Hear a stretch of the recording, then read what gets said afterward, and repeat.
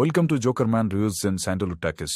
ಇವತ್ತಿನ ಸಿನಿಮಾ ಮದ್ರಾಸಿ. ಕೆಲವೊಬ್ರು ದೊಡ್ಡ ದೊಡ್ಡ ಡೈರೆಕ್ಟರ್ಸ್ ಗಳಂತ ಇವರ ಹಿಂಗ್ಯಾದಲ್ಲಿ ಲೈಕ್ ಮಣಿರತ್ನಮ್, ಶಂಕರ್, ಮುರುಗದಾಸು ಮತ್ತೆ ಹಿಂದಿಲಿ ಒಂದಷ್ಟು ಜನ ಇದ್ದಾರೆ. ಇವ್ರಗಳ ಸಿನಿಮಾ ಒಂದು ನಯಾ ಪೈಸಾ ಹೋಪ್ ಇಟ್ಕೊಳ್ಳೋದೂ ಕಷ್ಟ. ಅದು ಈಗಿನ ಜನರೇಷನ್ ಅಲ್ಲಿ ಅಷ್ಟು ಔಟ್ಡೇಟೆಡ್ ಆಗಿ ಇನ್ನೂ ಹಳೇದನ್ನೇ ತೆಗೆದು ಮಾಡ್ತಾ ಇದಾರೆ.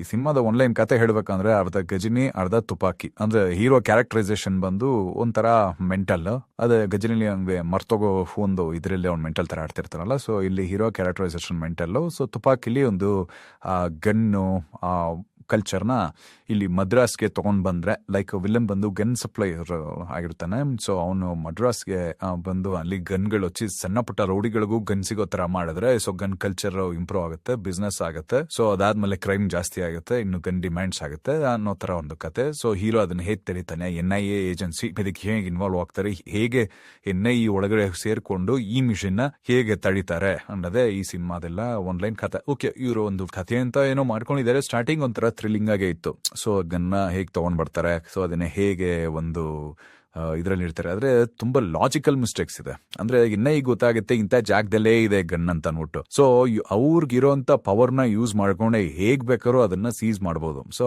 ಅಂತ ಲಾಜಿಕ್ನೆಲ್ಲ ಇವ್ರು ಮಿಸ್ ಮಾಡಿದ್ದಾರೆ. ಸೊ ಅದಾದ್ಮೇಲೆ ಹೀರೋ ಇಂಟ್ರೊಡ್ಯೂಸ್ ಮಾಡ್ತಾರೆ. ಹೀರೋ ಒಬ್ಬ ಮೆಂಟಲ್ ಅಂತ ಇಂಟ್ರೊಡ್ಯೂಸ್ ಮಾಡ್ತಾರೆ. ಅವನೊಬ್ಬ ಲವ್ ಫೇಲ್ಯೂರ್, ಅವ್ನು ಬಂದು ಸೂಸೈಡ್ ಮಾಡ್ಕೊಳಕ್ ಹೋಗ್ತಾ ಇರ್ತಾನೆ. ಸೊ ಅಂತವ್ನ ಕರ್ಕೊಂಡ್ಬಂದು NIA ಹೆಡ್ಗೆ ಇಂಟ್ರೊಡ್ಯೂಸ್ ಆಗ್ತಾನೆ. ಇಂಟ್ರೊಡ್ಯೂಸ್ ಆಗಿ ಹೇಗೋ ಸಾಯಕ್ ಹೋಗ್ತಿದ್ಯಾ ಅಲ್ವಾ, ಸರಿ ಒಂದ್ ಜಾಗ ಕಳಿಸ್ತೀನಿ, ನೀ ಅಲ್ಲಿ ಹೋಗಿ ಆ ಮಿಷನ್ ಕಂಪ್ಲೀಟ್ ಮಾಡಿ ನೀನು ಅದ್ರ ಸತ್ತೋಗು ಅಂತ ಕಳಿಸ್ತಾರೆ.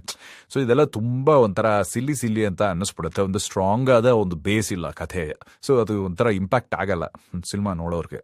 ಬಟ್ ಅಲ್ಲಲ್ಲಿ ಒಂದಷ್ಟು ಸೀಕ್ವೆನ್ಸ್ಗಳು, ಒಂದಷ್ಟು ಸೀನ್ಸ್ಗಳು, ಎಸ್ಪೆಷಲಿ ಇಂಟ್ರೋವಲ್ ಪಾಯಿಂಟ್ ಒಂಥರ ಚೆನ್ನಾಗಿತ್ತು.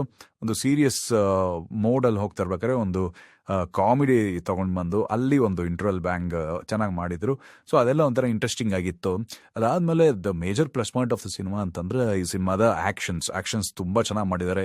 ಎಸ್ಪೆಷಲಿ ಹೀರೋ ಆಕ್ಷನ್ಸ್ ಗಿಂತ ಇದ್ರ ವಿಲನ್ ವಿದ್ಯುತ್ ಜಮಾಲ್ ಆಕ್ಷನ್ಸ್ ಬೆಳೆಸ್ ಸಾಕಾಗಿದೆ. ಫಸ್ಟ್ ಹಾಫ್ ಲವ್ ಸ್ಟೋರಿನೇ ಬೋರ್ ಆಗೋಯ್ತು. ಹೀರೋಯಿನ್ ಕನ್ನಡದ ಹುಡುಗಿ ರುಕ್ಮಿಣಿ ವಸಂತ್ ಅವ್ರದ್ದು ಒಂಥರ ತುಂಬಾ ರಿಪಿಟೇಟಿವ್ ಕ್ಯಾರೆಕ್ಟರ್. ಆಕ್ಚುಲಿ ಆ ತರ ಕ್ಯಾರೆಕ್ಟರ್ ನಮ್ ಬಗೀರದಲ್ಲಿ ತಾನೇ ನೋಡಿದ್ವಿ. ಸೊ ಇದ್ರಲ್ಲೂ ಕೂಡ ಸೇಮ್ ಕ್ಯಾರೆಕ್ಟರೈಸೇಷನ್. ಓವರಾಲ್ ಸಿನಿಮಾ ಹೇಳ್ಬೇಕು ಅಂತಂದ್ರೆ ಪಾಸಿಟಿವ್ ಪಾಯಿಂಟ್ ಆಕ್ಷನ್ಸ್ ಅನ್ನೋದ್ ಬಿಟ್ರೆ, ಕೆಲವೊಂದು ಸೀನ್ಸ್ ಏನ್ಗಳದ್ ಬಿಟ್ರೆ ಆಕ್ಚುಲಿ ಅಂತ ಏನೋ ಚೆನ್ನಾಗಿಲ್ಲ ಮೂವಿ. ಒಂದ್ಸತಿನ ಕೂತ್ಕೊಂಡು ನೋಡೋದು ಸ್ವಲ್ಪ ಕಷ್ಟ ಆಗುತ್ತೆ. ತುಂಬಾ ಫಸ್ಟ್ ಹಾಫ್ ಅಟ್ಲೀಸ್ಟ್ ಕಷ್ಟ ಪಡ್ಕೊಂಡು ನೋಡಿದ್ರು, ಸೆಕೆಂಡ್ ಹಾಫ್ ಮಾತ್ರ ತುಂಬಾ ಕಷ್ಟ ನೋಡಕ್ಕೆ.